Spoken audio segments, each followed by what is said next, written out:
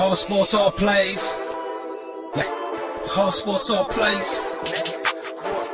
All sports, all plays. 365, we making a plays. You talking the game, get you through the days. We're high in the court, the dime in the lane. Variety topics, living the same. All presentation, sports information. Hitting the airways, taking the nation. All sport, all plays, like working your faces. Grace at the field, so tie the laces.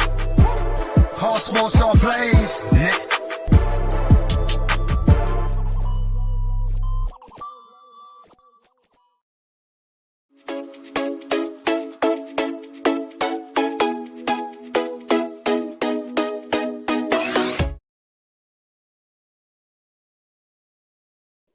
That was the worst commercial ever. Hey guys. So we're going to play another commercial and we'll be right back.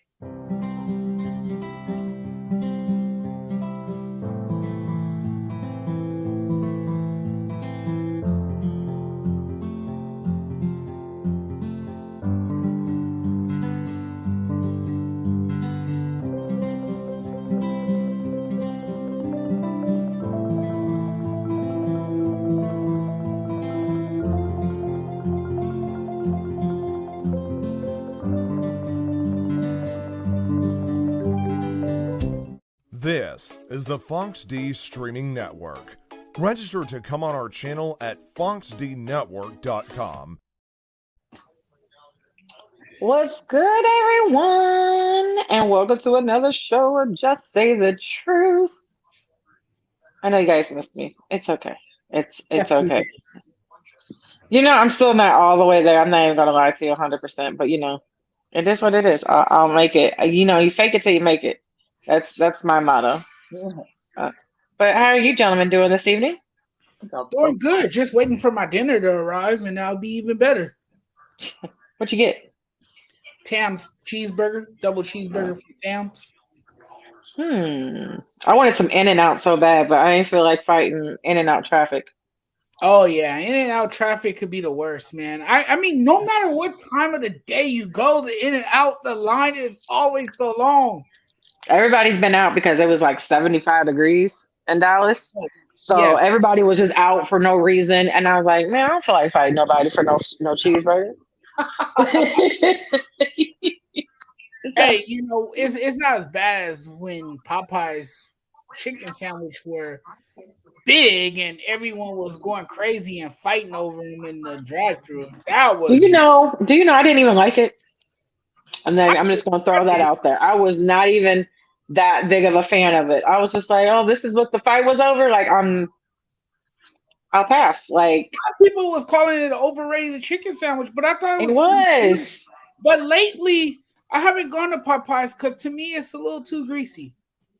See, I love Popeyes, but let me tell you a story. I'd rather if I'm gonna get me a chicken sandwich, come on, Chick-fil-A. Hell yeah. Come on, Chick-fil-A. Chick-fil-A's number one. But Wendy's is up there too. Don't sleep on Wendy's chicken sandwich. That spicy chicken sandwich is banging. I like how we're talking about. Keeps Arby's. I like how we're talking about food on the sports show. I like how we are. Hey, that's what happens because it goes together. That's what we need to do, Mike.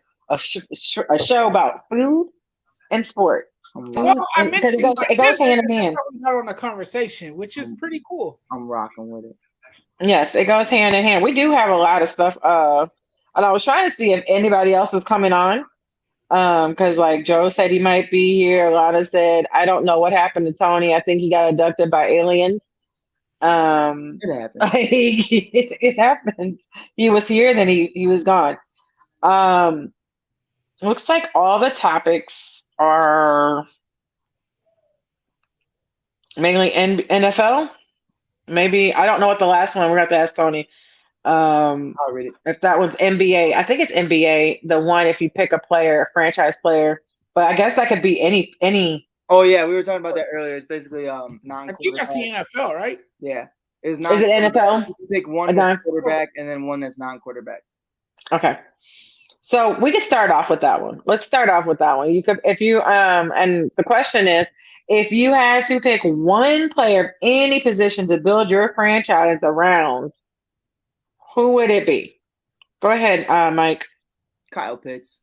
If it's not a quarterback, I'm picking Kyle Pitts. I know it's very early on, but everything I've seen from Kyle Pitts, this man is a wide receiver in a tight end's body. I think this guy is going to be the face of Atlanta for a very long time, or at least in the face of the NFL. I don't know if he'll re-sign with Atlanta. I wouldn't, but that's neither here nor there.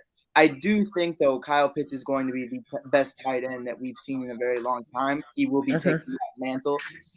It's been fighting between George Kittle and Travis Kelce for a while. Rob Gronkowski obviously took a step back. I think the future is honestly in safe hands with Kyle Pitts. I don't see anybody else with his type of skill set. I haven't seen that in a very long time out of anybody. The closest person in comparison is just really Travis Kelce, and that's mainly just because it's Patrick Mahomes throwing the ball to you, and outside of Tyreek Hill, really don't have much to offer from a receiving core. But, I definitely do think Kyle Pitts is that guy. If I'm starting an offense, I want Kyle Pitts. Yeah, that I will agree with that body. Like, and you know what? Like you were talking about, he might be the franchise, like that guy. I could see Atlanta rebuilding. Yeah. Around him, like seriously, I can. Jonathan, is that Modelo good? Is it? Oh yes, yes. You know what? I had another one too. So it feels like a Friday, but it's Wednesday. It's the middle of the week. It feels like a Friday to me. But we see. Oh yeah. I'm super chill right now. Yes, but who would you pick? You know what? I like Justin Jefferson, man. This guy's really come on for the Vikings. He's having a breakout year. He's putting up the numbers, and I like him because he attacks the ball with strong hands. I mean, and once he has the ball in his hands, he is dangerous. He's very lethal with the ball in his hands. I like him. I think he's a special talent. I mean, he's anchoring this offense right now, believe it or not. Right. And he's been a part of that huge turnaround in Minnesota as well. So I really, if I wanted to, start a team up fresh with a new face, it would be Justin Jefferson. I mean, this kid is just fun to watch. He's very explosive, and he could hurt you in so many ways. Because the kid, man, he runs routes exceptionally well. And I think this has also, made Kirk Cousins a better quarterback, believe it or not. I mean, it's kind of altered his play, if you know what I mean, And I usually don't think a quarterback Kirk is still bad. I don't know where he is. I was wondering that too. They asked where Spotlight was. Oh, but you don't usually see a quarterback. You don't usually see a wide receiver make a quarterback better, and that's what you're seeing here. Is a wide receiver making a quarterback much better. I will say, I everybody loved Kurt Warner, but his receivers made him a much better quarterback because he was a spot quarterback. A lot of people don't realize it because that's all he did is throw the spots while he was back there and doing unboxing stuff for the grocery store. Right. He was just throwing toilet paper at spots. So he had Torrey Smith and Isaac Bruce, and they made him better. So I agree with you. There are only a few, quarterback situations, and I don't want to say he's making them, but he's making it. I think he's given Cousins. I will say, I'll ask you: is it more confidence? Yeah, I would say so. Because when you have a top level receiver of his caliber, that can definitely improve your game and make you more confident. I view it kind of differently. I view it as like, all right, well, Thielen's not really open. Cook's not really doing anything. These guys aren't really doing anything. Fuck it. JJ's out there somewhere, and he just kind of tries to hit him. And you can rely on JJ. Probably it's a 50-50 ball with JJ. Like, if it's a double coverage, like, it's still 50-50. I don't care. JJ's just like that. This kid, in 1,400-plus yards in a rookie year, we haven't seen that in a very long time. And with Kirk Cousins and Zimmer, being a part of that offense at the same time, I think that's something really special. Adam Thielen people disrespect Adam Thielen. Adam I Thielen's love Adam Thielen. I love Adam Thielen. Can I tell you my biggest fear going into the draft was actually Justin Fields going to the Vikings. That was my biggest fear because I felt like that was going to be who ran the North for the next 10 plus years. You have Thielen, Cook, JJ, Fields. I felt like that was what they should have done. I would have traded my whole future for that because honestly, that they would have been in the playoffs this year. But that's neither here nor there. But Justin Jefferson's a really good pick. Yeah, I'm gonna have to go with Jonathan Taylor. That was my backup. That was my backup. Beast mode right now. Jonathan, he's beast mode. He's already last year's yardage was 1169. He's at 1121. So he's gonna pass last year's. Last year he had only 11 TDs. Right now he has 13 TDs. When I tell you he is making this team better. Yeah. Like there's a lot going on in Indy. Yeah. And I think even though I'm not a Carson Wentz fan at all, but he is finally building his confidence with this team, and it's starting to show through other players.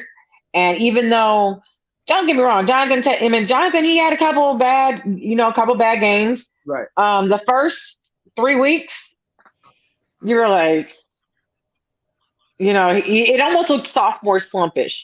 I will say that. He didn't get 100 yards. I think Quentin Nelson being out for a while too, though, had a big part in that. Yeah, and now since then he's had 2 games since the starting of the season. He's only had 2 other games. He's had 5 games that he didn't get 100 yards. Everything else was over 100 yards. Like against Buffalo, you almost rushed 200 by yourself. He rushed 185. Yeah, he has erupted. He has erupted. He has gotten better. Yeah, so he's getting his confidence. I feel like when he's getting his confidence and it's helping, like you said, Justin Jefferson is helping his quarterback. Jonathan Taylor is definitely helping his Carson. Quarterback. Yeah, he's definitely helping Carson. He's making Carson Wentz look good right now. Oh, yeah. He's making him look good because when you watch Jonathan Taylor, I mean... Who said that, bro? Who said that? I mean, when you watch him, you see pure domination.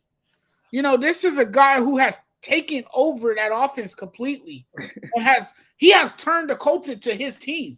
I mean, that's how impactful he's been and how good he's been for the Colts. So, I mean, Jonathan Taylor, man, he has taken his game to a whole new level, and he can only get better in time. And I would go as far to say that he might be the best running back in the NFL right now. I would. As of right now, he is the best. As of right now, he is. In the NFL. And I feel special because of that, because we share the same name.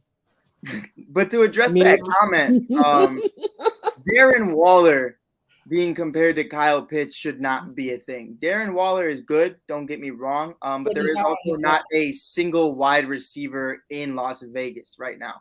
Darren Waller's a great. They got Winfrey.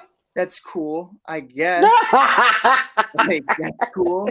Your fastest wide receiver. Brian? Is it Brian? Brian? Yeah, you know what I mean? Like, what is the highlight of the wide receiver core this season for the Las Vegas Raiders is a tragedy. That is the highlight of your wide receiver core. Darren Waller's good, but Kyle Pitts is Darren Waller in his rookie year. Like, he's doing the things Darren Waller's doing now.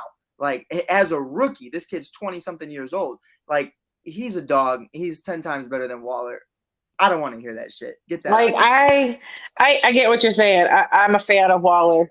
And I am too. Of course, I love his story, but I will have to see more of Pitts before I will say, he's going to be more dominant than Waller. Right. I'm not saying he won't be. No, I think he will be. I think he will be. I do think he will be. But to be honest, Waller right now's numbers. Mm-hmm. Are not like the last couple seasons. He's at 610 yards. He's only had 2 touchdowns. Right. Like, and be like you said, and it's like you said, yeah, when he's your only option, guess who's getting double teamed? Mm-hmm. And so they have to pick up somebody. Like the Raiders, I don't know, get somebody off your team, your other team, pick it somebody. I don't care what you do. Trade. You should have never probably traded Amari. But that's not here nor there. There's no telling how Amari would have been. Look how awful he's been with the Cowboys. He hasn't really been that awful. Like it's just been hurt. And then now he's hurt again. But he's not awful. He's not awful. Like his numbers, he's just been he hasn't really been. I'm gonna be honest with you. He hasn't played 100% in a played with the long time. Yep. When he first got traded there, and that first year right after, he looked sharp. Right. Yeah, but like, don't get me wrong, he still has his games, but it doesn't help. Premier receiver that. But he's getting older too. You got to remember, he's not going to be the same guy from, I guess fans need to realize we weren't going to get the Amari that was on the Raiders. Right. And I think you also have to think of it as who's comfortable going where. Khalil Mack going to already a top 10 defense was ecstatic. Amari Cooper going to the Cowboys at the time, he probably wasn't the happiest about it. Yeah. Yeah, and right now he's only at about 500 yards because of being injured, or right now we know he's not. He's missing. Hey Joe, missing. He's got to miss 10 games because he's not vaccinated. Amari. That's why he was out because of COVID. He tested positive for COVID and he can't play tomorrow because he wasn't vaccinated. Mm-hmm. So CeeDee Lamb is probably on his way back. But yeah, his numbers, I will say, aren't really like I would say what Jonathan's is. Does he, still have an opportunity to get over 1,000? Yeah, I think he could still do it. Like there's no doubt in my mind. But you got to actually be on the field to kind of you got to be healthy to be there to reach that milestone. Yeah, I mean, it would be incredible for a guy like Amari Cooper. But if he can't stay healthy, then it just seems like it's not possible at all. And he might not be there next year because, I was looking at Untouchable Cars going next season.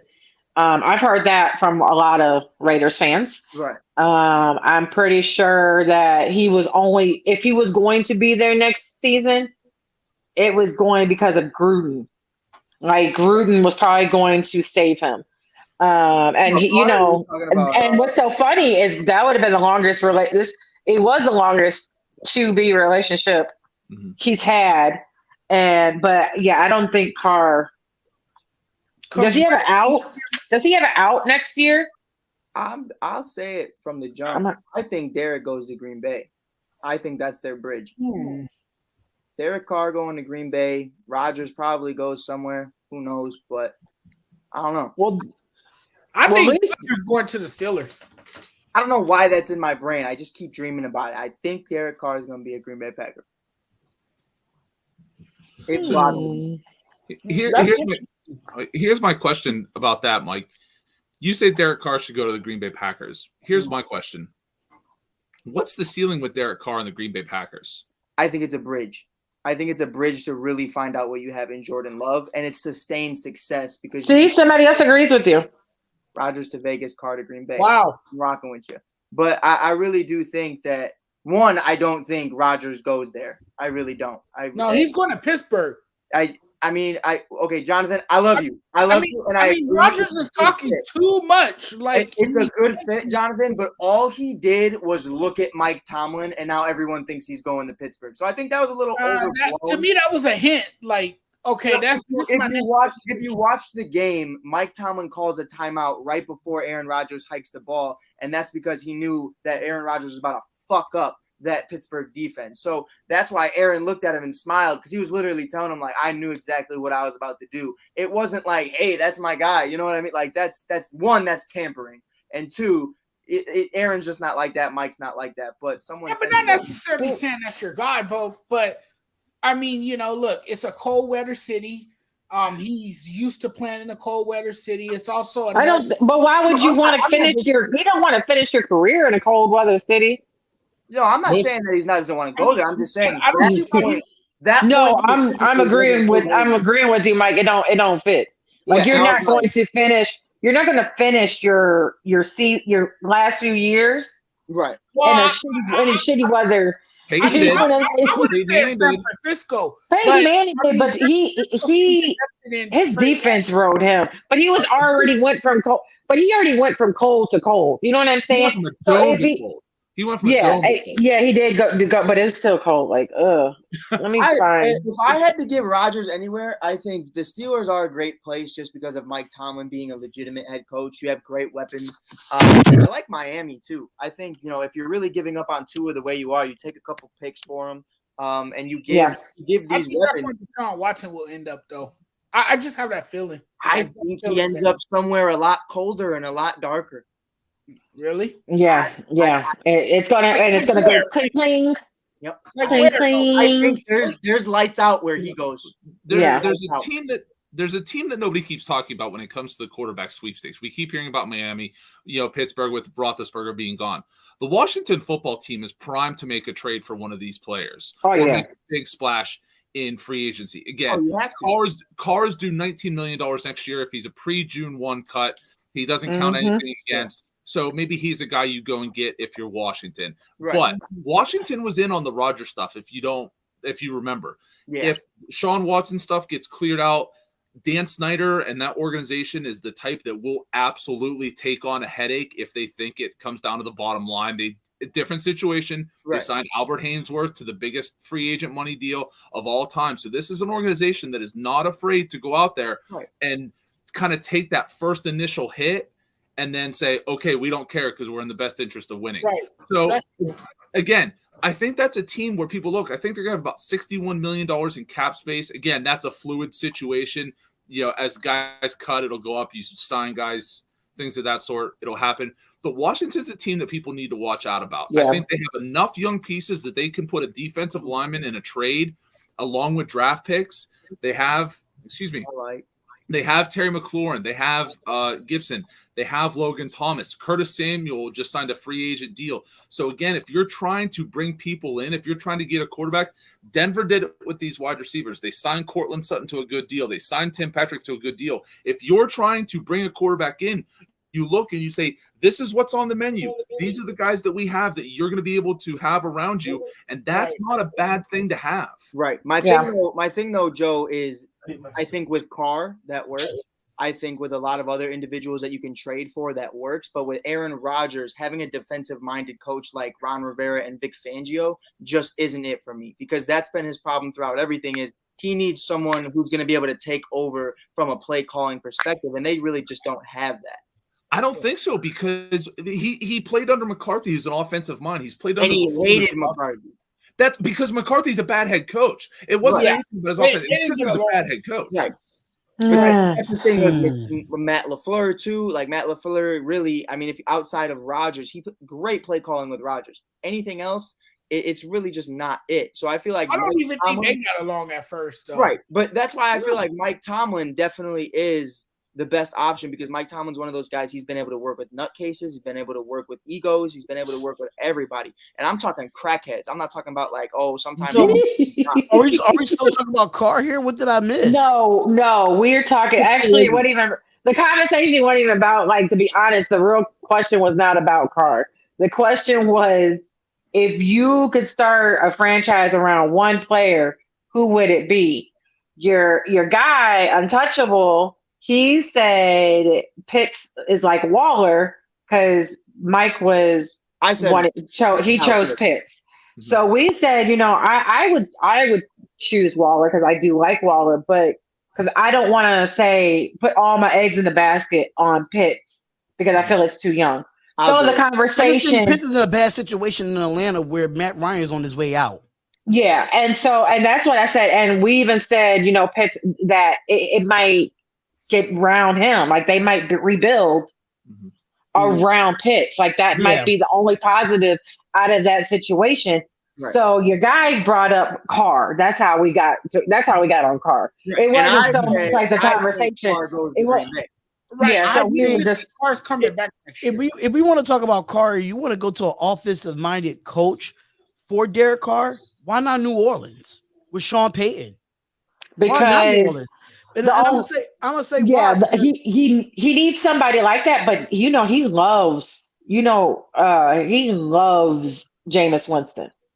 He loves Jameis Winston, but you pay Taysom Hill almost $95 million too. That's funny money. You know what I'm saying? So it's just weird. It was just weird to me. But I'll say this though: you bring in a quarterback like Carr that throws 4,000 passing yards this season, and then you see what you're going to do with Michael Thomas. Because right now, Michael Thomas don't really want to come back because there's no quarterback. Especially he's hurt. But if he's healthy, you got to think about it. He can come back. He can finally have a quarterback. You got an Alvin Kamara. Right. Yeah, right here.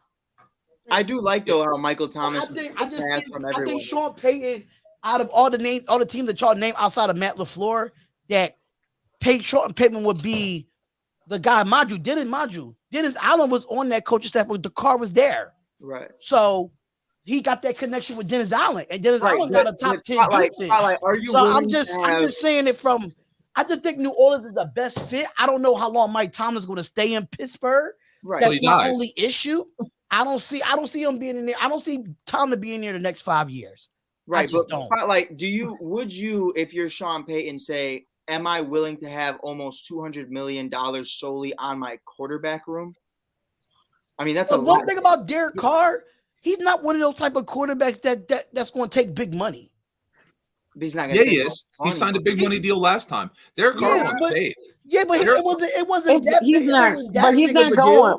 Yeah, but it's not going right now. That they have Taysom and they can't afford Derek Carr because they still have Winston. He has one more year on that contract. He got a 2. He has signed a 2 year. I understand you could drop. I'm just saying, me personally. When it comes to stat wise, who are you taking out of the 3 quarterbacks? Winston, Carr, or Hill? Right, but Winston. You have to pay all 3 regardless. I'm taking Winston. I mean, it's really going to come down to how Winston come back off the ACL too. See, but Carr next year is going into his last year of his contract. So right. Okay, I'm going to trade Winston because he's cheaper. He's going to put up stats equitable to Carr, and he's already been in the system. So that's who I'm going to take. But I want to answer your question, LT, because I didn't catch that was the question you guys were asking. Starting, if we could take one player to build a franchise now. Non-quarterback. Yeah. Oh, you're going to go non-quarterback. Okay. I'm taking Quentin Nelson. I'm taking an offensive lineman who can absolutely be dominating in the running game and really has positional versatility. If you need to put him at left tackle, he can absolutely slide over and play left tackle. And by the way, that's his weaker of the positions because he's incredible at guard. So it doesn't matter who my quarterback is or who my running back is. Quentin Nelson is going to be able to open up lanes and protect whoever is lined up behind him. So if I'm building a franchise right now and I can take one player in the league, non-quarterback, it's Quentin Nelson. And you need non-quarterback? That's tough. That's why I took Kyle Pitts. Because from my perspective, it ain't no shot at Darren Waller because it sounded like I was taking a shot. But Kyle Pitts is a wide receiver in a tight end's body. That's why I know that because Kyle Pitts from Philadelphia. I watched him play in high school. Exactly. So he came out of high school playing wide receiver and converted to tight end. Mm-hmm. That's why I'm like, bro, I don't like the Waller comparison because I'm like, honestly. That's why I said a few weeks ago. That's why they made the Waller comparison because Waller played wide receiver at Georgia Tech, and when he got into the league, they converted him to a tight end. Yeah. Right. That's why they made that comparison. Right. If you're going to compare Kyle Pitts, I think a more fair comparison would be a young Calvin Johnson. I'm not sure it's another tight end. It's a big body guy who runs routes, who's fast, has an incredible catch radius, who looks like he should be able to block, but isn't ever asked to block. Yeah, I could see it. Yeah, and Spotlight, who would you choose? I chose Jonathan Taylor. Jonathan chose. That's one of them. Who did you choose? Justin Jefferson. Yeah, Justin Jefferson. If I really had to start a franchise with one player, if It's tough. This is tough. It was real tough. And it got to be non-quarterback, right? Non-quarterback. Mm-hmm. Yeah. Because we all know if we say quarterback, there's going to be 2 or 3 answers. Me personally, 4 answers. Yeah. I will start. Y'all might not like this, but Derek Carr. no, not Derek Carr. No, it's not even a Raider. He's a quarterback. No, listen, I love my Derek Carr. I get on him when he's shitty, so I get on him. But he's a rookie right now, and I think you can still build something around him, and that is Jamar Chase. I like it. I like it. That is Jamar Chase. Jamar Chase is the best rookie wide receiver in the league at this moment. Right. With the young Joe Burrow, and you still have a Joe Mixon that still can get it done. If that defense could get better and get some pieces around that defense and build that offensive line, Cincinnati Bengals going to be a team to reckon with in the AFC North.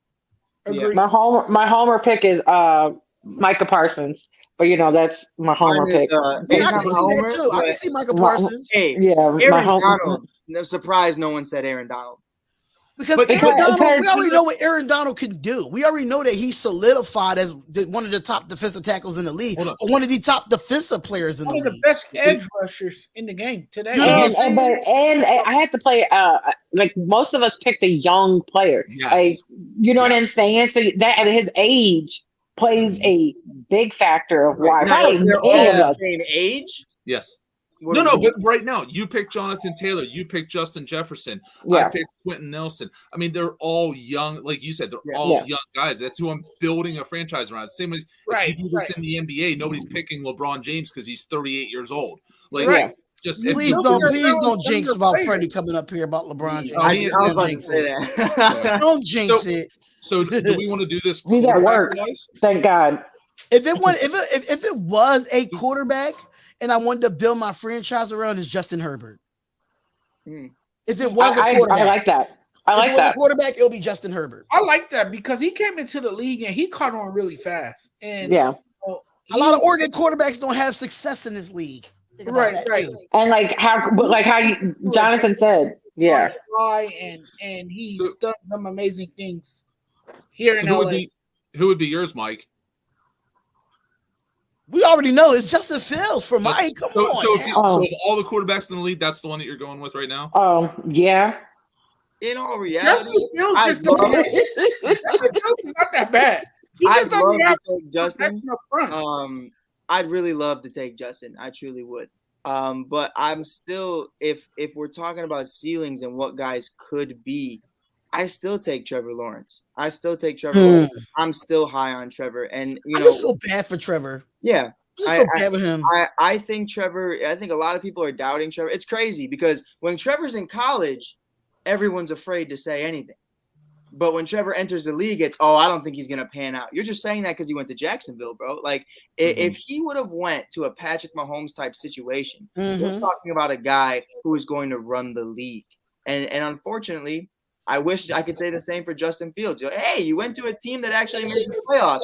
Unfortunately, that team's exploding, and that team's ready to die and set on fire. And I'm ready to set myself on fire. And if Matt Nagy isn't fired tomorrow after the game, I will set myself on fire. But that's neither here nor there. But I still think Trevor Lawrence has the body of Andrew Luck, and he has the mindset of a Tom Brady. He's a great game manager, and he has the speed.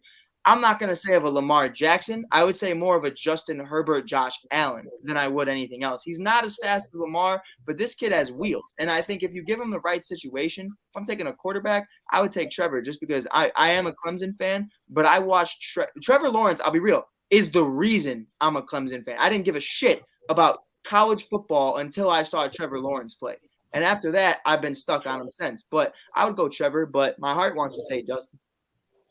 To me, my answer is complicated just because if you were to just hold me over the fire, the answer is Kyler Murray. But I can't answer Kyler Murray because he can't stay healthy. Right. Yeah. And I have like a couple other quarterbacks, but in all honesty, there's one guy that I look at who just carries himself in a different way. He's still young.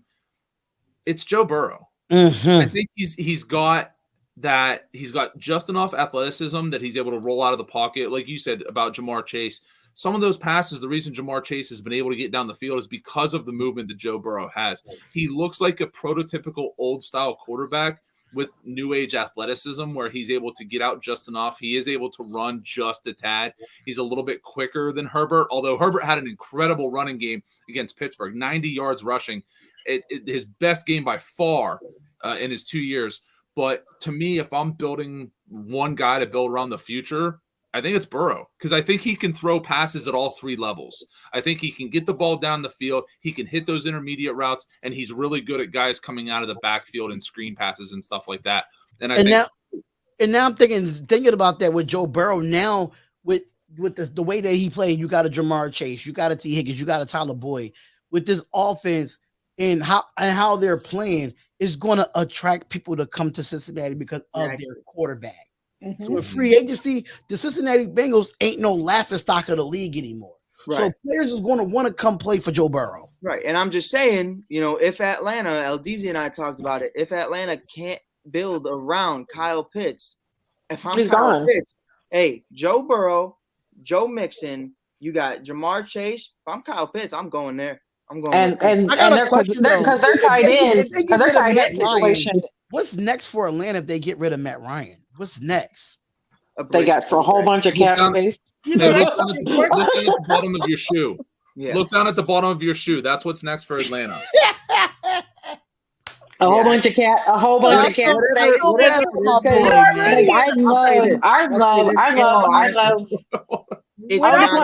just want to say this. I love Matt Ryan. I'm a huge Matt Ryan fan. Right.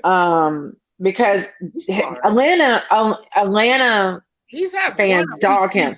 Yeah. He's not having a great season. Is he having a great season? No. But he had one season though, and everyone. No, I disagree with that, Jonathan, stop right there, because you obviously have not paid attention to him. Just because of that, he has been a top 10 quarterback for majority of his career, if not top 5 in stats. So that's how I know you only paid attention to the record and not the man. It is, he do it majority without Julio Jones being exactly, and that's why everybody thought, because Julio was hurt, he wasn't going to do nothing. He's doing stuff now without Julio. MVP season, and since then, ever since that Super Bowl run, they have not been the same. They changed coaches. They fired Dan Quinn. But he was still the same for about 5 to 7 years. They brought Arthur Smith in to think he's going to be a great play caller. Right. He's not a great play caller. I think Matt Ryan has a lot in the tank. He just needs to leave Atlanta. Yeah. He has no line. When you have no line. You thought what's his name in Seattle, Wilson's line was bad. Yeah, go to Atlanta. It's that's nasty. I will say though, I think at the end of the day, whoever is replacing him isn't coming out of this year's draft, without a doubt. I don't think this is quarterbacks coming out the draft is trash anyway. Yeah, it's bad. It's bad. If you're replacing Matt Ryan, I say wait another year, get another Kyle Pitts type guy. Someone who's just generational. Take the best player available. Don't take the best player at need, because if you're trying, he has an out. I think he has an out this year. It's gonna be bad though. It's gonna be bad. I think there's an out. I think on his contract after this season. I just feel bad for the way they Matt Ryan and Kyle Pitts, man, because now everybody's going to focus in on Kyle Pitts. Calvin Ridley's not there. Right. That hurts him too. That's why I wanted Julio. They don't have a running back. They say Todd Gurley's there, but Todd Gurley's washed up. He just needs to retire. Goodbye, Todd Gurley. Todd Gurley's there. Todd Gurley's not there. Well, Todd Gurley was there. He was trash. So no, he was there last year. Ever since the knee injury, Todd Gurley has never been that explosive running back. Absolutely not. I just feel like it's time for Ryan to go and go. He has a potential. He has a potential out next year, so I don't think he'll be back. And I just feel bad for my Philadelphia natives and Matt Ryan and Cal Pitts. Get out. The biggest issue that nobody wants to talk about when it comes to NFL quarterbacks is we have this problem. Peyton Manning played till he was 40. Tom Brady's playing till he's 44. 36 years old. Joe Montana was out of the league, I think, at 36. 36 is old for a quarterback. Matt Ryan came in as a starter from day one. He's taken a lot of hits, a lot of time in the NFL. We expect these guys to, it's an easy position. They don't get hit as much. It's still 36 years old is old for a quarterback. So it's not surprising to see somebody like Matt Ryan. Let's take off his MVP season. Like you said, Jonathan, take off his MVP season off the top. Take off his worst season at the bottom. Now we're going to grade on the meaty part of his career. Yes, Easy, you're right. He is a top 10 quarterback in his generation. The problem is nobody cares about 6 through 10, which is where he ranks. When we talk about all-time greatest players, nobody has the big all-time arguments about 6 through 10. They just don't. They have arguments about 1 through 5. And the problem is that Matt Ryan has been an above-average quarterback in an era where there's a lot of above-average quarterbacks in the Hall of Fame too, but I'm not going to say that either. He's not in the Hall of Fame. He's not even close to a Hall of Fame candidate. Yeah, but I'm just saying it is a lot of above-average quarterbacks that's in the Hall of Fame that should be. But the NFL Hall of Fame, like most Hall of Fames, is wrong and sucks. So that doesn't really matter. But the simple fact is we can't expect Matt Ryan and these quarterbacks who hit this wall at 35, 36, 37 to continue playing and say, oh, no, they can hang on. Look how fast Eli lost it. Look how fast Kurt Warner lost it. Look how fast Peyton Manning. Like you gotta look at the difference between it is. It just keeps falling out. And Peyton Manning and Tom Brady is going through. They don't like they built the offensive line for Peyton Manning. They built the offensive line for Tom Brady to still be successful. With the names like Matt Ryan and the Phillip Rivers of the world. When did they really have an offensive line? When did they really have a complete football team like Tom Brady? Never. Andrew Luck. Never. Exactly. So when you see these elite quarterbacks that's top 10, top 5 of those quarterbacks have the offensive line. I see where Spotlight's coming from, and now you can kind of picture it. Matt Ryan would have been a lot better had he had an offensive line around him. He doesn't have a line. One year out of how many seasons? 1 year out of how many? Yeah, seasons? maybe 2. Line? Come on, maybe 2. 1.5. You know, I can take that. 1.5 because of injuries. Yeah, but it's been a minute since he's had a line, and people don't. But like I said, he has carried that team a lot of seasons, and people don't pay attention because, of course, if they lose, it's his fault. Of course, when they win, it's somebody else's fault. It's not. It's everybody else's. But it is, and that's why I laugh at the situation because it's like. That's why I would never want my son to be a quarterback. I'm just going to throw that out there because of that. Lakers won. Now hoping for the Raiders tomorrow. Happy holidays, yeah. Happy Thanksgiving, you too, Mr. Davis. But go Cowboys, because the Lakers did win finally. Damn, LDZ, y'all about to spank us tomorrow. I don't know. We'll see if CeeDee Lamb plays or not. I'm telling you this right now. It doesn't matter what you have on a football field. The Raiders ain't winning no football games with a 1999 offense. Sorry. It's just not happening. Well, ours is only like 2001, so it might be a battle that we didn't even know. I don't even know what the fuck is going on. I'm not even picking that game. I'm not even picking who wins that game. And I'm a Raiders fan. I'm sorry. I hope my team loses. I hope my team gets stopped. You don't have faith in the Raiders that they can beat the Hell no. When you're averaging 2.8 yards a carry with Josh Jacobs and Kenyon Drake, I'm sorry, you can't win football games like that. Yeah. Well, when you release when you release or trade 3/5 of your offensive line and overdraft a guy in the first round, those things tend to happen. 3 years in a row, it was reaches for draft picks. Come on.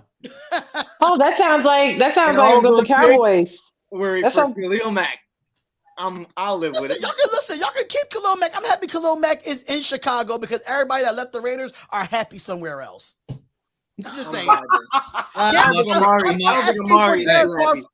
don't tell my fiance. I said this on my live stream on my Spotlight Raiders Talk live stream yesterday. I said Derek Carr, get out and dodge of the Raiders organization right now. Ask for a trade or ask for a release because they don't appreciate you here. They just don't. Get the hell out and dodge. He's not going to be appreciated. Don't tell my fiance's family that because they big time Raider fans and. I mean, they're so keeping it real. The team. When you have one winning season in 2 decades, and people want to blame Derek Carr, I'm done with that. I agree. I'm a big Derek guy. I'm big on Derek. Yeah, you can't just blame it all on the quarterback all the time, but that's how it is, guys. Jonathan just blamed it on Matt Ryan, but that's neither here nor there. It's the lazy way, okay? people blame it is the lazy way on the quarterback. You know, the quarterback's going to take 90% of the blame. So it's because they're the most recognizable person. Everybody knows exactly, and the quarterback is the most recognizable person. That's why I like playing safety because I just kind of got to do my thing, and no one wanted to talk to me after the game. I was just gets the most criticism when something goes wrong. It's crazy when you have a defense that gives up 40 points a game and you still blame the quarterback. That's just insane to me. That's just Before we move on, hold on, Jonathan. Before we move on, I wanted to say this to Mike because yesterday was Fire Nagy at the Bulls game. Tonight it is Fire Nagy at the AEW Dynamite. You missed one. LBZ. They went to Matt Nagy's son's playoff game and did it. God. They took it that person. Nagy better go. Yeah, he needs to go. Let's go Lions. Let's go Lions. If we lose to the Lions and that man has a job by Friday morning, white privilege is the realest thing to ever enter the NFL. Oh, they probably waiting to the end. Knowing the Bears, they're probably waiting to the end of the season to fire him. Okay, well, so at least you ain't got an interim coach. At least you ain't got an interim coach that look like Goldberg. I'm just saying. Yeah. So because anybody want to answer this question? So the Falcons have one winning season. Do you blame Matt Ryan? I blame Julio Jones not being healthy. I blame the organization. I blame the organization. Honestly, I blame the front office for not building successfully enough around Matt Ryan. Their drafting skills is about as bad as the Raiders. Like seriously, like and the Cowboys. They're about the worst because my best friend is a Cowboy. Who I do my show with on Tuesdays is a Falcons fan. So I hear the woos, the woes, the everything. And I was a Ryan fan before, me and him became like really good friends, but people just don't realize how much drafting plays a part in a team. They think they can draft one player and that's it. Like that's all they need. You only need to draft one person and it's supposed to work. No, you need more pieces than that. Like this was the first year I will say the Cowboys actually drafted what they needed. Right. And not what they just wanted. Don't get me wrong, I like CeeDee Lamb, but he was a want, not a need. The Raiders was a want, and we skipped on them. Yeah. That's the difference. To answer the Atlanta question, I think the biggest problem that Atlanta has, and I don't know if this is something that they can control or not, they've actually been able to bring in really talented players, but instead of having like 4 to 7 year long careers, they have like a 2 to 4 year long. Yeah, the windows are very small. And I don't know if that is part of the organization. I don't know if that's the training staff. I don't know if that's the coaching staff. I don't know what that is. But there's one other issue, and people don't want to talk about it. It's the salary cap. When you have guys, and again, they overpaid the shit out of players. Julio Jones deserved to be the highest paid receiver, or one of the highest paid receivers in the league. In Washington too. But if you don't structure those contracts in a way that help you improve your team around them, it doesn't matter. And guess what? I hate to tell people this. People talk about Green Bay not being a free agency destination. When's the last time big-time free agent that signed in Atlanta? I know Sean Taylor. I'll wait. You can't name it. Same thing for the Raiders. You can't. I mean, we traded for Antonio Brown. I know. He got traded. He got traded. Washington, and now all I'm thinking about is Sean Taylor. That just killed. So I'm trying to think. The last person I think, but he got traded there. He came. But I can't think of a signing. And it's been a minute. To be honest, Joe, it's Cordell Patterson, and that speaks volumes. Yeah, Cordell. You know what's bad about Atlanta? This is the one thing that's bad about Atlanta, where you have Mercedes-Benz Stadium, and the Atlanta Falcons play games on Sundays, and Chick-fil-A ain't open.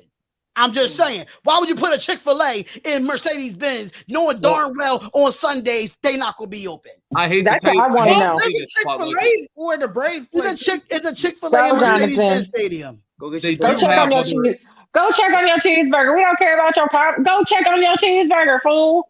They do have other events in Mercedes-Benz Stadium, but again, I'm gonna go check on my dinner right now. I'll be back.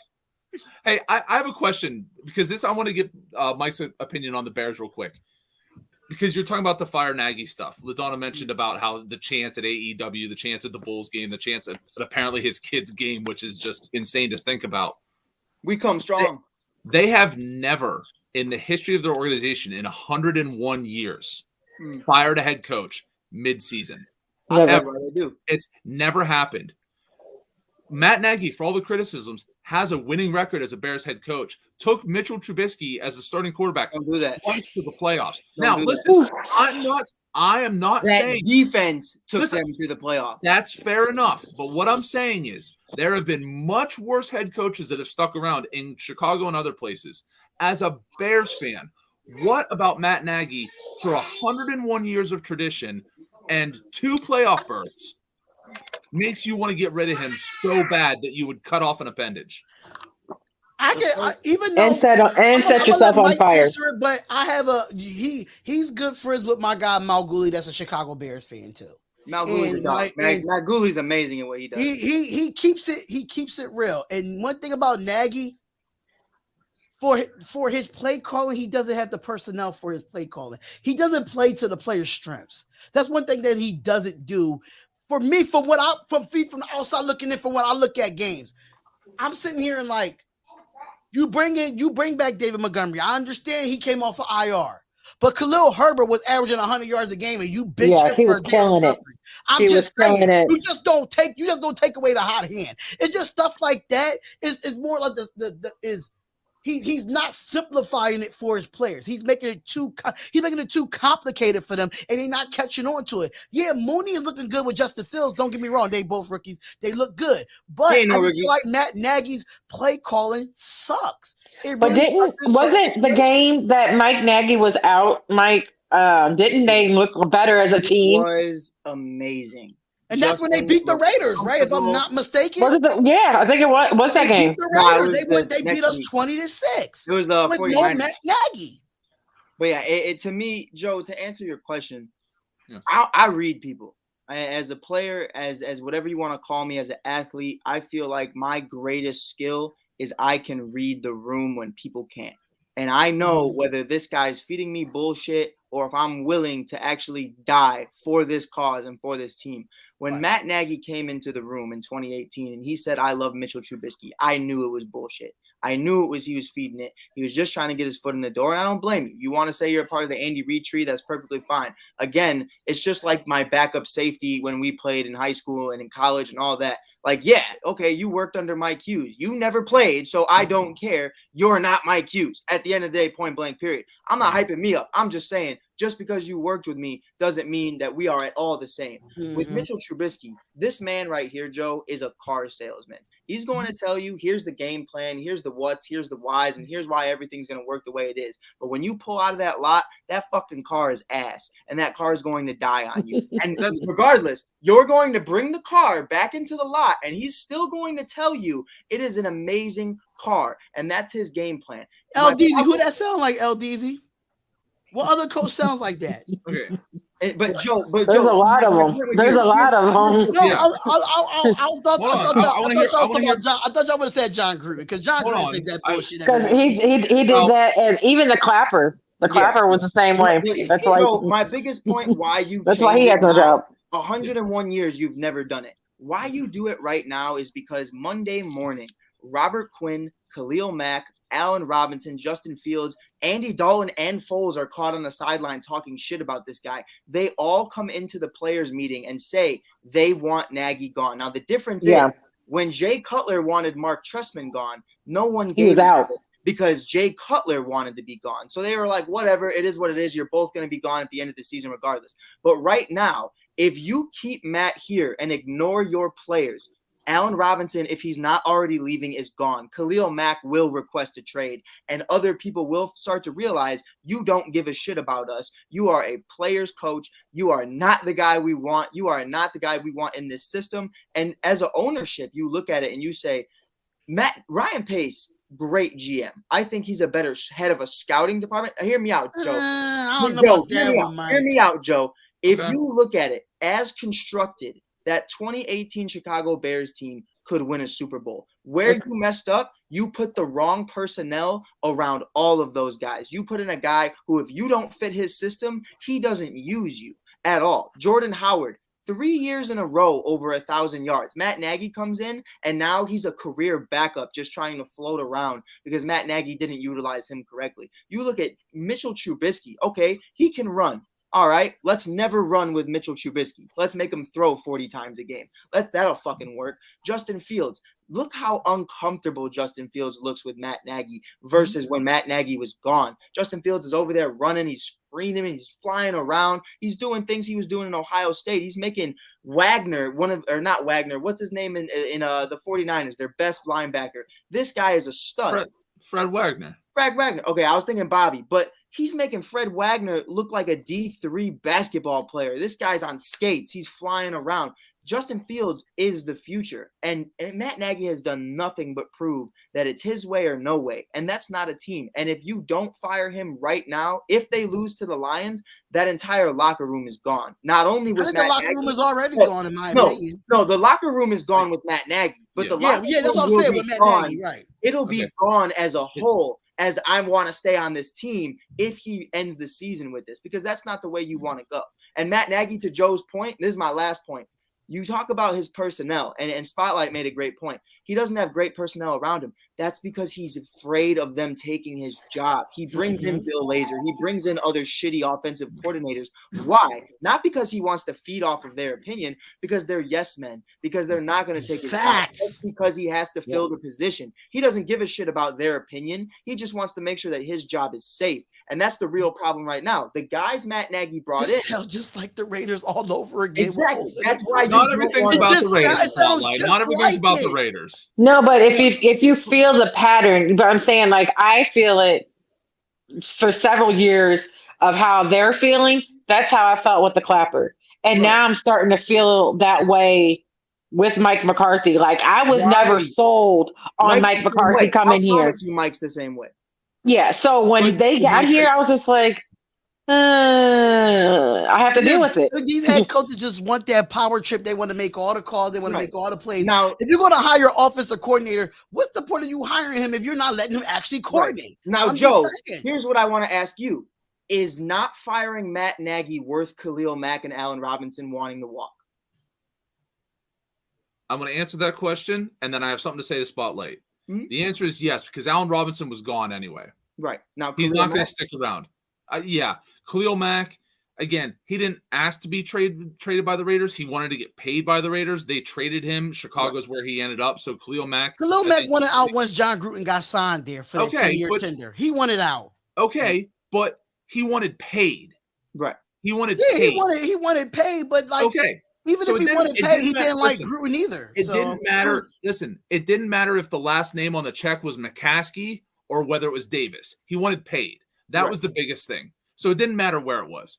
So in that regard, I just personally think that, again, I don't think Matt Nagy's a great head coach. I don't think Ryan Pace is a great GM. I think that both of them need to be gone. I think when both your GM and your head coach are on lame duck contract years with no extensions, it's a bad look for the franchise, especially going to the rookie quarterback. So to me, that falls on ownership. Now, Spotlight, I want to refer to something you said, because you said that Khalil Herbert was killing it. On the season so far, Khalil Herbert, in 10 games played, has 86 carries for 364 yards, which is 4. That's the game that he started, though.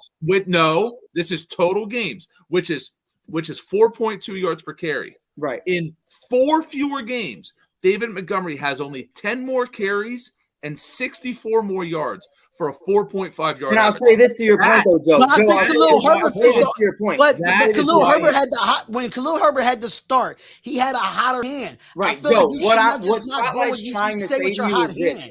Look at it like this. Those 10 games that he played, most of them, he would get 1 carry by Matt Nagy. Now, the 5 games that he started, he had over 90 yards the majority of those games. He was killing it. And he had he had receiving yards. He was being a dual threat running back. He was top 4 in rushing yards from week 4 on from David Montgomery's injury. That's the fact of the matter. He was a top 4 running back and nobody was talking about it just because he didn't start the season. If you look at it from week 4 on to when he took over for David to now, he was top 4. David Montgomery comes back with a fucking hyper knee extension and is like, give him. And you give him a full workload. Okay. that's not good. And Joe, Right, here's the biggest problem. Out of everything you said, every day Matt Nagy goes on there and he says, here's the whys. Here's the whys to why we lost. He gives like 5 different bullet points, and those are the whys. I call them the why the fucks, because at the end of everything he says, it's why the fuck are you still here, and why the fuck are you telling me this if you're not going to change anything at the end of the fucking week? That's what blows me. And you know what? I'm probably gonna get yelled at Freddie, but I don't give a fuck. Yeah, Fuck Matt Nagy. Hey, Everything you put me in trouble. Then maybe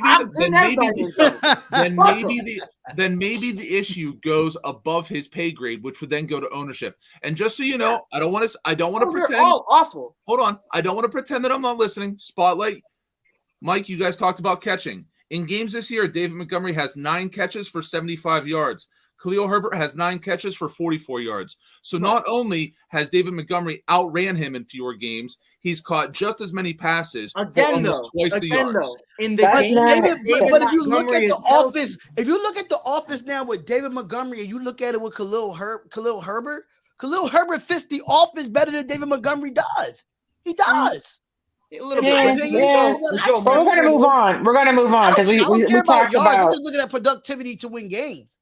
Yeah, we've been on this. I allowed y'all to talk for a while. So we're gonna go one more NFL topic, and then we're gonna go to the NBA. We will now be in the second half. Jonathan, that burger. You must remember he had 2 beers. He was gonna go get it. He didn't say he was gonna eat it. Yeah, well, he needed to eat it. After those 2 beers, you could tell he was just all cheesy. My boy. So, yeah. I didn't drink a beer with an empty stomach, Jonathan. Come on now. 2. Come on now. Now being in the second half of the NFL season, there's any teams you think will turn it around and possibly make it into the playoffs. Do you have a dark horse? And that team make any upsets? I'll just go first because I didn't really get a chance to talk about the last one. I could see there's a couple teams. I can. LDs, I got a feeling you're gonna say the same thing I'm going to say. I got a feeling. I'm just gonna. Go Carolina. Oh no. It was on because it's. I don't know which Cam's gonna show up. I like Cam, but obviously we're not gonna get the 2015 Cam. I think it's a nice story. Yeah, and it's a great Cinderella story. Come back home, you got the crowd all excited. But I don't know. Like it's a 50-50, but I always root for Black quarterbacks. Like that's my thing. I've always rooted for Black quarterbacks. Like that's just how I've always been. Should. And so I gotta go for Cam. Like I just don't know. I don't know how it's gonna end. They could really run the table the way their division is set up. They could really run the table. Yeah, they could. And North is crap. Yeah. Anybody else have a team? I do. y'all might not disagree with this, but and they lead in their division, but I still think they are a dark horse, and that's the New England Patriots. That was my other one. We was here.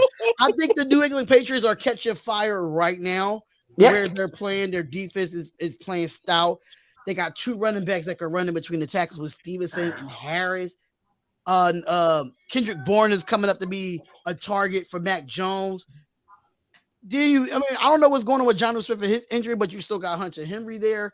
I just think right now, since the Bills is not looking like the best team in the division, I'm going with the New England Patriots as a dark horse that could run the table and probably beat one of these top teams in the AFC. Now, last week, they asked me this prior to the Jonathan Taylor stuff, and I said the Colts. And Freddie laughed at me, and then Jonathan Taylor decided that he was my boy and he was going to turn the tables.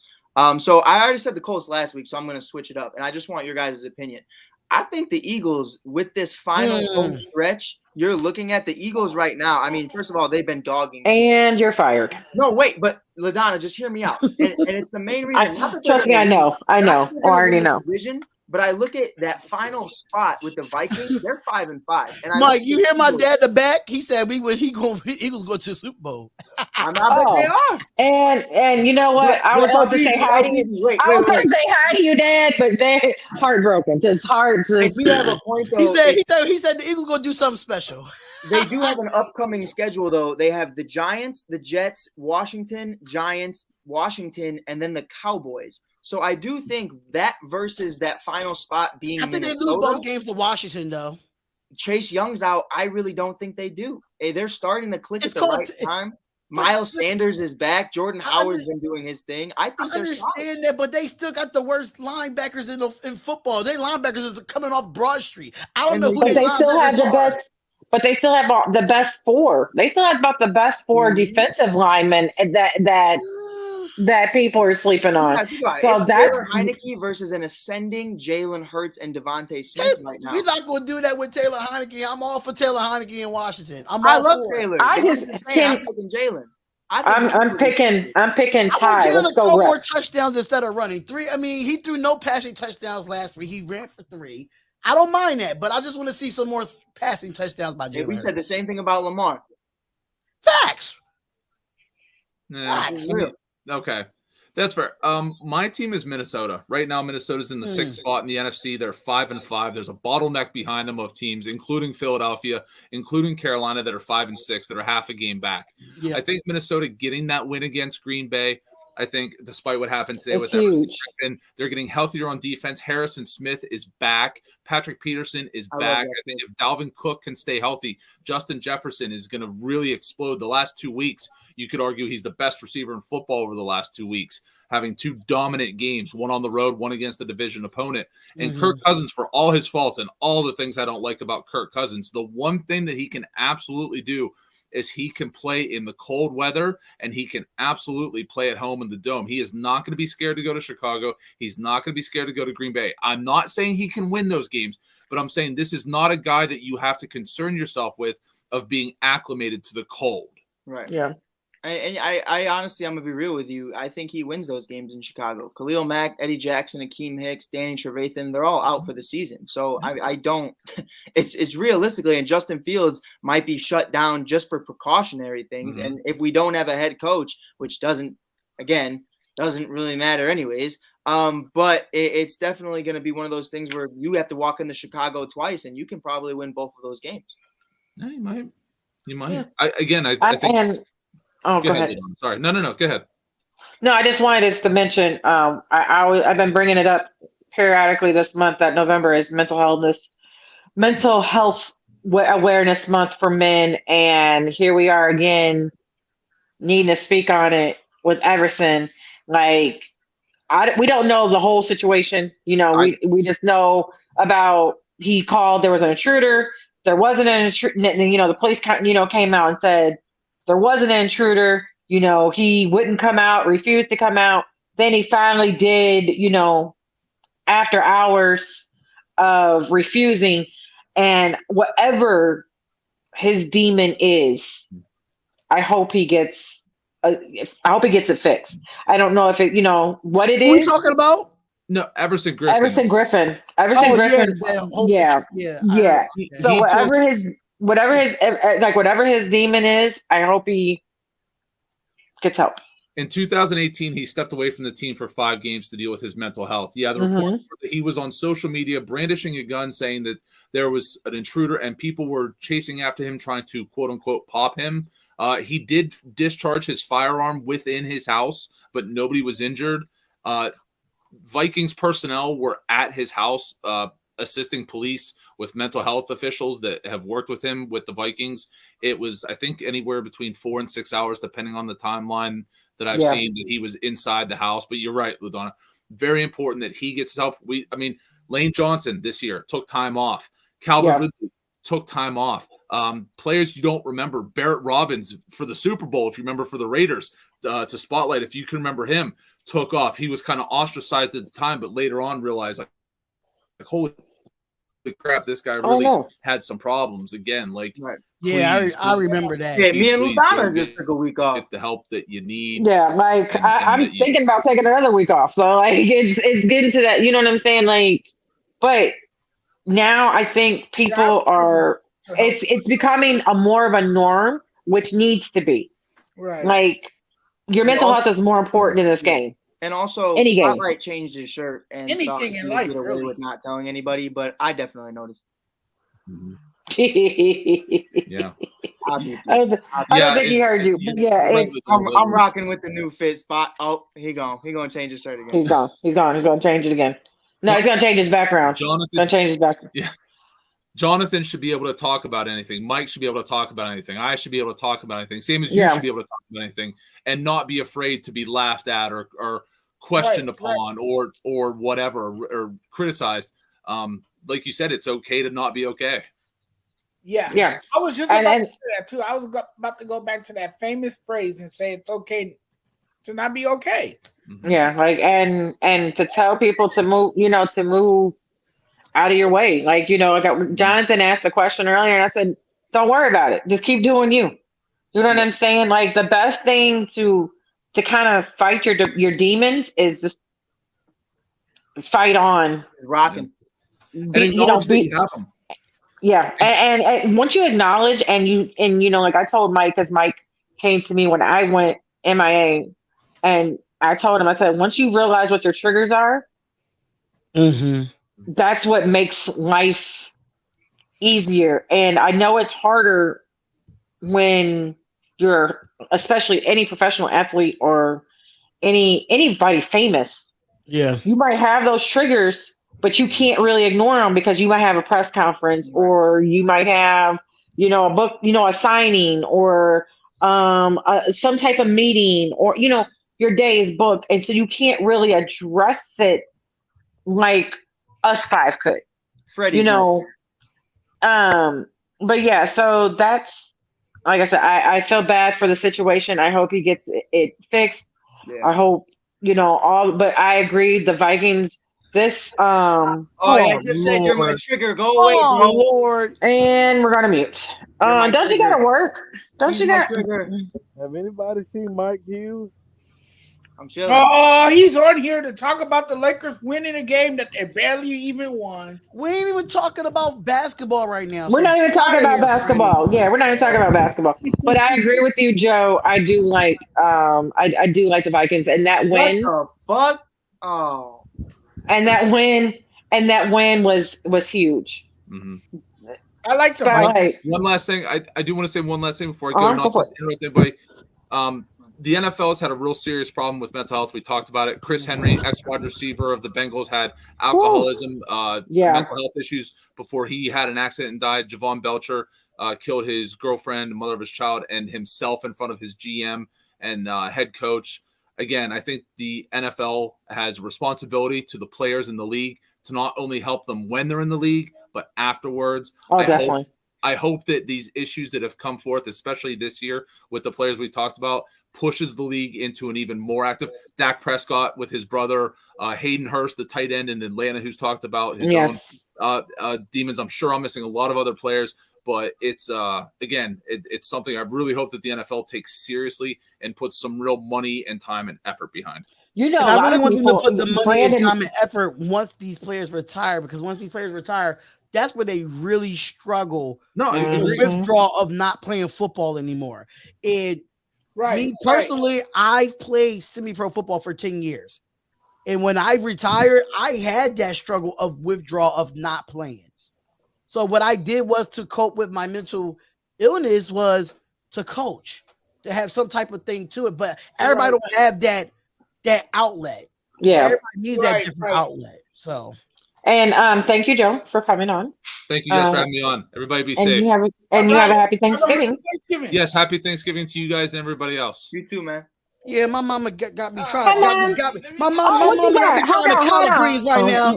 I'm jealous. She got me trying to collard greens right now. Yeah. A mute. I'm gonna stop camera on Spotlight because I feel jealous because I'm not getting collard greens. So that's I'm just a taste tester when I come over here to my mama's house. Oh, that's what you're supposed to be doing. I cooking, my husband cooking. Yeah, that's what you're supposed to do. I'm a little jealous. No, that is on point. But someone asked about Dan Mullen. We're not really talking about college college sports, but I will say it's we have a pattern. Who the hell is Dan Mullen? Dan Mullen is the Florida Gators coach that just got fired after they played Mizzou. They lost to Mizzou, and if you look about past several teams, they have gotten fired because they played Mizzou. Mizzou beat them, and their team lost. Mizzou? Like Mizzou, just I guess it's a thing. Can they play the Bears? They need to come here.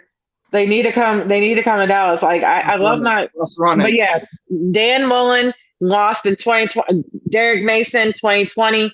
Bulimia 2017 and Butch Jones in 2017. All of them. Hey, Freddie. All of them got fired 1 week after losing. Dang, Freddie, you missed that. My mama made some collard greens and them things was banging, man. Hi, Freddie. Did she say she didn't make them? Your dad made them? My dad made them, but my mom got me taste buzzing them. You know? Yeah, I miss you. Oh, I missed you too. NFL can't help someone who doesn't ask for help. Okay, let's. I disagree with that. Oh, Freddie's here. Hold on, Jonathan. We'll talk about NBA after I address this. I will leave. After I address this, because they don't help at all. No. Like when I mean at all, they don't help at all. And you can tell by the players that have left and they came and they had issues in the NFL while they were playing, and they never got the help. I understand CTE is real because we still got to remember a lot of these owners don't believe in CTE. Let's start there. I ain't even gonna lie. I know, like I already know my owner doesn't believe it. Yeah. Like even all this studies and that movie that Will Smith did. If you haven't watched it, go watch it. Oh, can I be honest, really quick? I can't watch that movie. Because after my concussions, like some of the stuff they do, it like messes with my head. It messes. Yeah. So they be making these sounds and my head's like, holy shit, stop. Yeah. So NFL, I get what you're saying. Because that's a saying for anybody. You can't help somebody that doesn't want to help themselves. But that's true. But at the same time, we still don't with these players, they don't know how to ask for help. Exactly. Right. That's another That's the hard part. To reach out. Yeah. To reach out. Just simply reach out to the players. Exactly. Especially if you knew they had a history. If you know they had a history. Josh Gordon's a perfect example of someone who doesn't reach out, but you need to reach out to him. Exactly. Right. Exactly. And then did we talk about like he needed like, you know how like it was a simple prime example, Dez. He had some issues. Yeah. Right when they put him on like basically like a babysitter type situation, you ain't hear nothing else. Nothing else like about his behavior. Nothing else. Like they made sure he had people in place that he needed. And that's what Josh Gordon, we spoke about this. That's what Josh Gordon needs. And these players, like we spoke about it, need it after. Especially if they've been in trouble, there's a mental health issue. Right. If there's something going on in their career during their career, or you see the signs, because you can see this, you can see the signs like from afar, and you don't even have to say nothing. All you have to do is, are you good today? That good today text call is good. Right.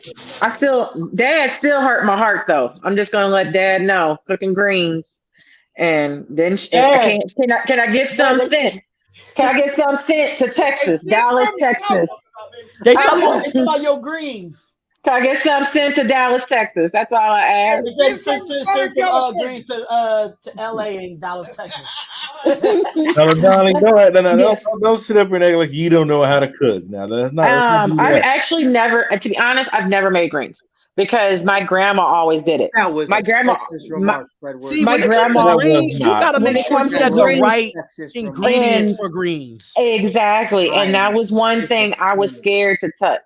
Like, because my grandma doesn't eat pork either, so she makes it with turkey.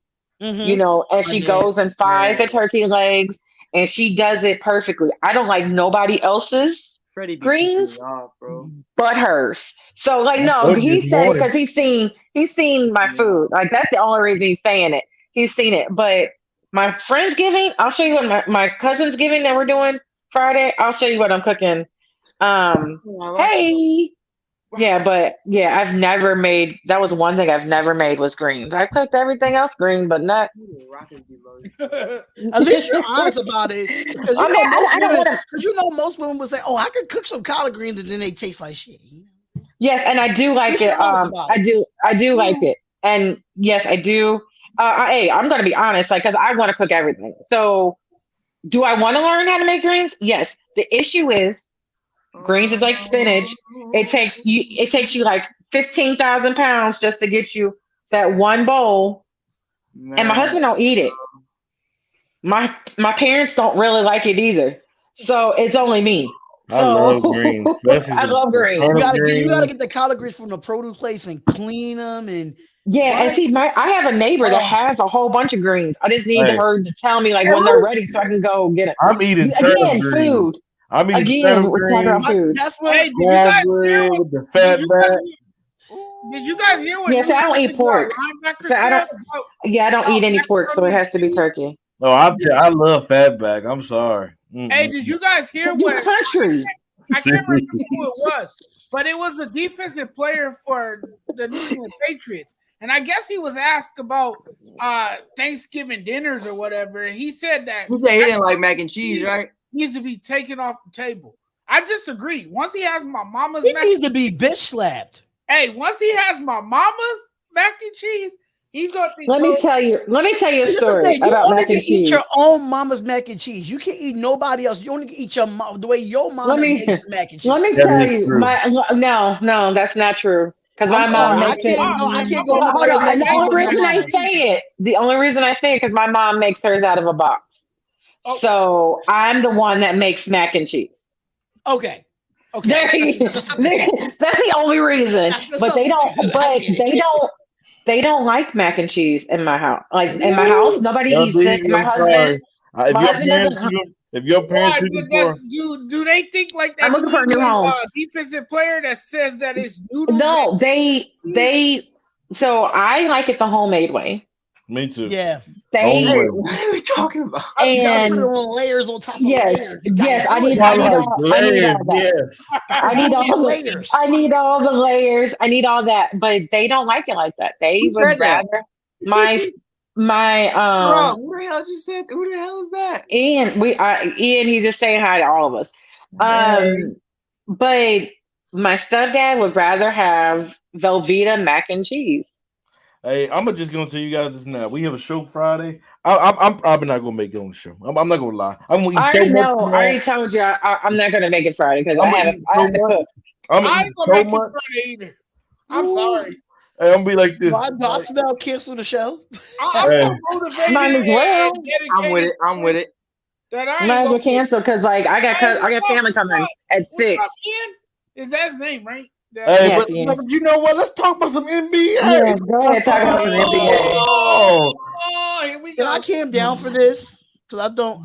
Jonathan, I don't want to hear this. Jonathan, you know what? We should be thankful. Why should we be thankful? King James that made it. We seen some hecklers out there. Poking the bear.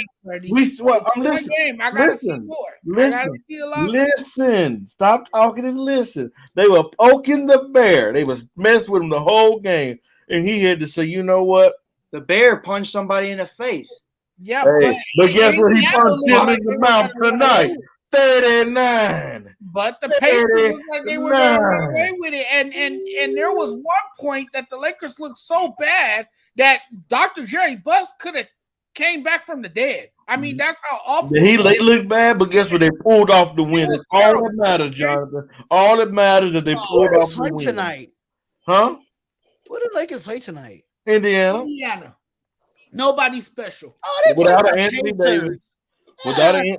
without Anthony Davis, our best center tonight was LeBron. They literally had LeBron at center It really tonight. doesn't matter, Dwight Howard. Freddie. Well, we all know Let's LeBron play can play a all five 500 positions. We team. know this And let's already. see how I well don't we think he play. actually played center. It doesn't He matter. actually did go watch the game like he actually played center tonight. We've Like- been losing. Hold We've on. been Did he bring the losing ball games, up Freddie. at all? Yeah, he still did that. Yeah, but the he Joker played do there all that. night. The Joker bring the ball up. I That don't still mean think that don't he mean Jerome, that. bring those ball up. Joker do bring the ball up at some He time. does, but it's not like LeBron does. Man. Okay, can we actually talk about a real topic, or are we just gonna? Hey, how about I'd rather go back to food. What I tell you this morning, Mike? Starting again. How I'd rather about go back to. what I tell you this morning, Mike? I'd rather talk about food than the Lakers. I know, for real. Mike, what I tell you about the Bulls this morning? I'm a Lakers fan. We didn't talk this morning. Oh yeah, we talked. You know what? I'm a Laker fan. I really no, did we? You on this show this morning? I told you the Bulls gonna beat the Rockets gonna beat the Bulls this morning. I told you that. You say that about the Bulls every time though. You always. But who was right? Who was wrong? I was right. You was I mean, wrong. it happens. You lost to OKC twice. Shut the And fuck I'm surprised Spotlight on this show because I'm gonna tell y'all a story. Ever since I got on him about them sorry Raiders, he haven't got on the show at all or A anything. new full-time job. That's Yeah. what happens. I gotta be to work at 7. Y'all do ASAP in the morning at 10. I'm at work. They've been running. You can't say I didn't pull up today. I pulled up. I was surprised. I said, "Oh, he not scared." Don't you got like work to do or something? Like you were. It was so quiet. It was so quiet, Freddie. It was peaceful in here. It was. It was so peaceful. Mike, where you can't go. I gotta bounce. No, you don't. No, Mike. No, I can't hear you. No, I'm Mike. Come on, Mike. Don't do Mike. that. Don't leave us I'm hanging. cutting. Like that, I can't. I'm going through it. I hate him. I hate him so much. I think I'm going through that same tunnel as well. I hate. No, I already know what probably tunnel he going down. I ain't gonna talk about it. Make this all about the Lakers. Jonathan, you got a Lakers shirt on. Hush. I sure do. but I ain't gonna sit up here. You got a Lakers shirt on. Hush. I ain't gonna lie though, that Lakers shirt is dope. It looks like it's just like created, like he just laid the t-shirt down and just got his coloring going. Like, oh yeah, it's very creative though. I can say that much. Thanks. Yeah, I got this from Fanatics actually. Hey, LeBron looked good at shooting them three. He made 6 of them tonight. They should. Yeah. So the Nets are currently sitting at top of the Eastern Conference. Do you think to continue their success, or they keep the 1 seed, or is it too early to tell? They can keep the 1 seed all they want. Don't mean they're gonna win the NBA championship. Don't mean they're gonna win the NBA championship. It's too early to tell for the Brooklyn Nets. They don't play no damn defense. That too, and there's too much pressure on their shoulders. I really think the Miami Heat are coming out of the East. You don't. Let's get this straight. You don't have to play defense the whole game to win. Like all they need to do. We seen it last year. Because the Lakers don't. No, Jonathan. I said this last year. Jonathan, if you ever listen to anything I said, I said this last year. Like Brooklyn just lose the teams on prime time, and they just when they get that spotlight, they just get blown out. Like they missed Kyrie. They got blown out by Boston, and they looked terrible against a Boston team that really only got 2 stars. For real. But what I'm saying is all they need to do is make timely stops. They don't have to make stops, be this great defensive team to win championships. Everybody get fooled about that. That's what I'm saying. They got to make those timely stops when it's needed, and they never do. They'll be all right. I mean, they're still figuring it out. KD's constantly talking to Kyrie, begging him to come back. And, oh, my God. Kyrie ain't coming back this year. He's not. Can we notice it's like a lot of point guard drama? Like it's just like a whole bunch of point guard. It is. Like they start to become wide receivers of the NBA. They start to become divas. Mm-hmm. Yep. Yeah. When I heard, but I'm sitting here immediately when you told me that he was begging for him at that Tyrese and Chigi song, Cam hit. That the song. And I'm immediately that's when he came back. That's immediately with the song when he said, "Bringing me back, you back." Yes, I heard Tyrese. I need you in my life. Yeah. Is it raining out there with you right now? No, it's supposed to rain tomorrow night.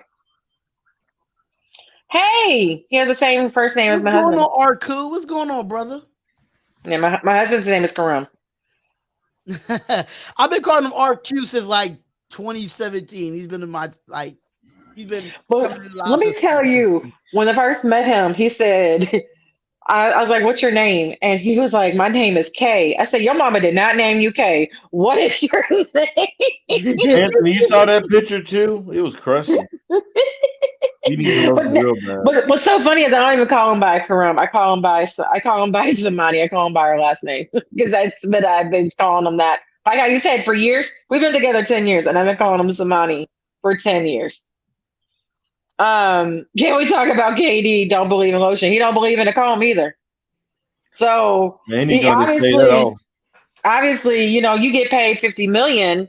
It don't matter what you know what I'm saying. It don't matter how much. As long as you the top leading scorer, you don't need to have lotion, baby powder, a comb, a brush, any essentials. At least we know he's taking a shower. I'm just saying, he needs a hair transplant. That's what he. There's a lot of players in the NBA. They just need to cut their hair. It's terrible. He's one of them, and he's one of them.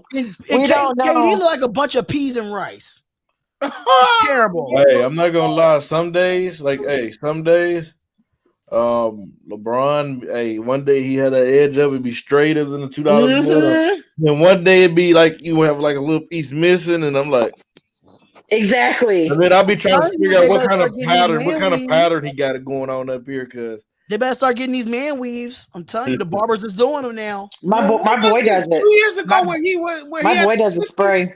Where he had the twisties in his hair, and you saw the big ball spot in the back of it. Who had twisties? It was during the preseason, I think. Who did that? KD. KD has never had that. No, he had the twisty. He did. He had twisties in his hair. How bad. That's how PZ KD head was. Jonathan think it was twisted. The ball spots in his hair. It was terrible. It was an awful look. KD disco ball. He was KD has never had. Yeah, he did. He was a subject matter of memes. He was all over the internet. No, Johnny, you got to prepare. That was Bron. Remember, it was during the pandemic. He let all. It was Bron too, but it was all, his beard was all gray. He was just like he was rough as hell. Look it up. They were making fun of his hair. Yeah, Bron was looking like rough as hell. He had like a whole bunch of gray in his beard. Like you can tell this dude. Like that told me, okay, Bron dyed his beard. People need to know what Bron did when he came to California. Because he had a hairline that was receiving it. It was going way back. Whatever he got in that new Peloton, is it a Peloton commercial? Yeah. Yeah, whatever he got on that commercial, whatever he did, that's what a lot of them need to do. But you know what NBA players need to do?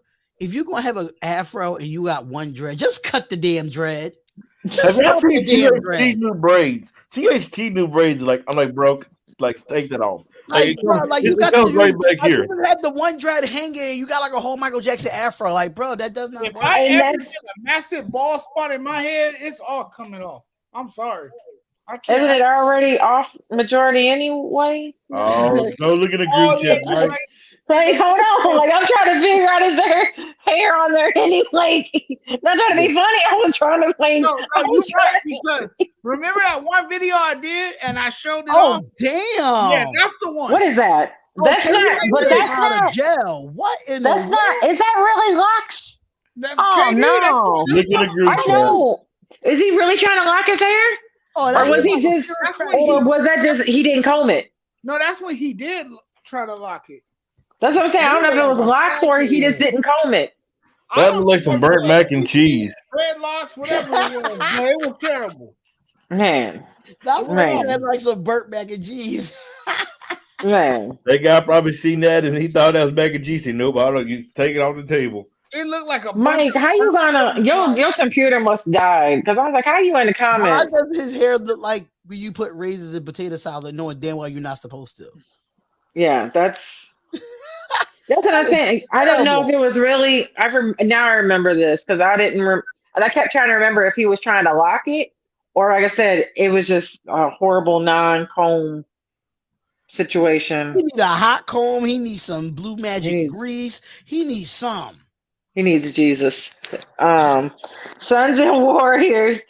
This is the common. Suns and Warriors are going to have the same record after tonight because George. GSW. What's GSW? I was like, George, I know One day. Can't beat the Sixers without their best player.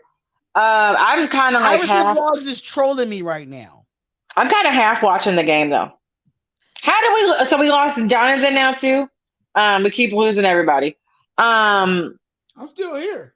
No, I'm just saying like Mike is in our comments, but not on the show. So his computer must have died, and then the aliens must have really got. The Sixers up 16 over the Warriors, so I don't know what he's talking about. Yeah, and the aliens must have got Freddie, because he's in the country. You know, they come getting country folk.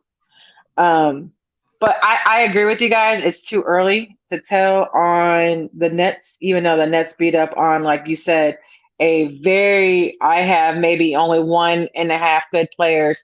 Celtics team. They, it's Jason Tatum. Isn't Brown just got back from injury? Who just came back for the Celtics? I think it was Jaylen Brown. Well, yeah, it was Brown. Okay, so I was right. Yeah, he just came back, and then that's yeah. No, that's about. I'm laughing at something that I just read right now. No, you're fine. It's the beer that when you're how you're laughing. It's the beer talking. No, it's actually about Carlos Correa. Well, he might go to no, I don't know if you heard what Noah Syndergaard said, but Noah Syndergaard was basically asked who would he want to strike out, and he said Carlos Correa, and he said Croat for the obvious reason, and what he said about Derek Jeter not deserving his gold gloves. And someone left a comment, said, throw the fastball at his head. Carlos can't afford health insurance. Oh, shit. I mean, goddamn. I mean, yeah. Did y'all see I don't have an issue with Carlos. Like I'm saying, I don't like the team he's on. I don't like what they did, but he's still one of the best shortstops. Yeah. In the game, his how I look at him is how I look at Tom Brady. I hated the Patriots. Mm-hmm. My mom hated the Patriots because she feels like they cheated the Rams out of a second Super Bowl. I appreciate. I never liked him more after he left, and I've never liked him. But now, but he's still one of the top quarterbacks in the league, and so that's how I kind of look at. But that's how I look at Carlos Correa. I don't like him, but I respect what he does. You have just. I have nothing personal against him. I just what it is. Yes, you do. Yes, you do. Oh, man, no. What it is with Carlos Correa is his attitude. It's how he conducts himself as a person that turns me off. How do you know what he does in his personal life? Like, how do you know? But it's very hard for me to root for him because, look, to me, he has not shown any remorse since the incident. Like, he has not been very apologetic. And I think the apology that he did give was a fake-ass one. It was a But did you really expect that? Like, if you really expected these players to come out and kiss everybody's ass after that, then you got life messed up. That's not how life works. And your owner comes out and apologizes. You come out, say your BS apology that everybody knows is BS, and then you're done. And then he says he earned the championship. Like, dude, just stop. Okay, just technically but that's how I feel about the Dodgers. Last year, did they really earn it after only that short season? We can say that about the Lakers, and they won in the short season. You know what I'm saying? A lot of championships are asterisks right now. Exactly. You can say that. Because look what they did this past October.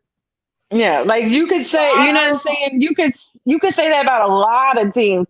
So you can't get mad because someone feels the way they feel. If I'm have the skill set as Carlos Correa, I would probably be as cocky as him too, and I would not care who didn't like it, liked it or not liked it. But that's just my opinion. Like you said, I don't know how he is off the field, but I will say this, LaDonna, he does do amazing things in the community. I will give him that. Like he has done a lot of great things off the field. So I can't say that, I respect any person that takes their time and their efforts off the field to do great things in the community. So I can't say I do appreciate that. Yeah, because I've only heard positive things. Like the people that I've heard that had run-ins with Carlos, they said he was one of the nicest men they've ever met. And that's just, like I said. So everybody, how I feel about LeBron is probably somebody thinks he's like one of the greatest people in the world. I love what he does off the court. Yeah, I love what he does off the court, but I had a personal run-in with him. So it made me not like him forever. Like, I don't like him because of personal reasons. It's not even so much what he does. I met him his rookie season, and he rubbed me the wrong way. So ever since then, I haven't personally liked him. But like I said, everybody's different. She personally can't stand Scottie Pippen. She said she encountered him on the airplane, and he was just rude and so. But he looks like that. He looks like he's a rude a-hole. Like, I'm just gonna put it out there. Yeah, she said he tried to like disguise himself and made like rude comments to her, and she said ever since then she just like saw him as a different person after that. Yeah, I can see that. I can see that. Forgive me, I'm trying to move my chart close to my charger so I won't die. I'm over here making fun of Mike, but I'm in the same situation. And I'm about to head out because I'm about to be some more tasty. Yeah, so we're gonna talk since. Oh my goodness! Come on! Come on! What's going on? I closed my thing accidentally. There we go. I closed my thing accidentally, and when it does that, it just automatically shuts my computer off.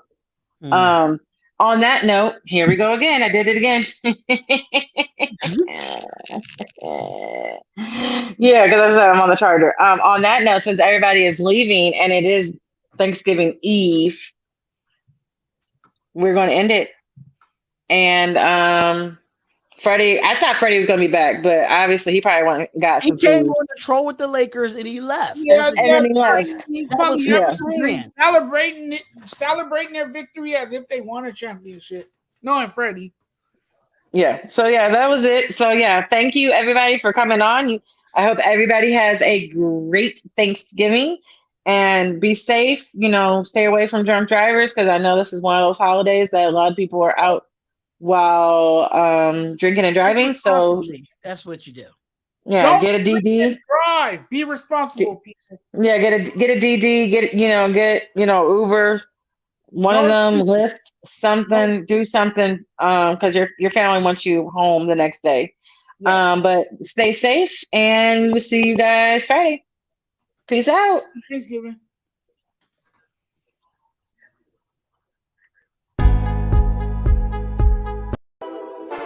All sports, all plays.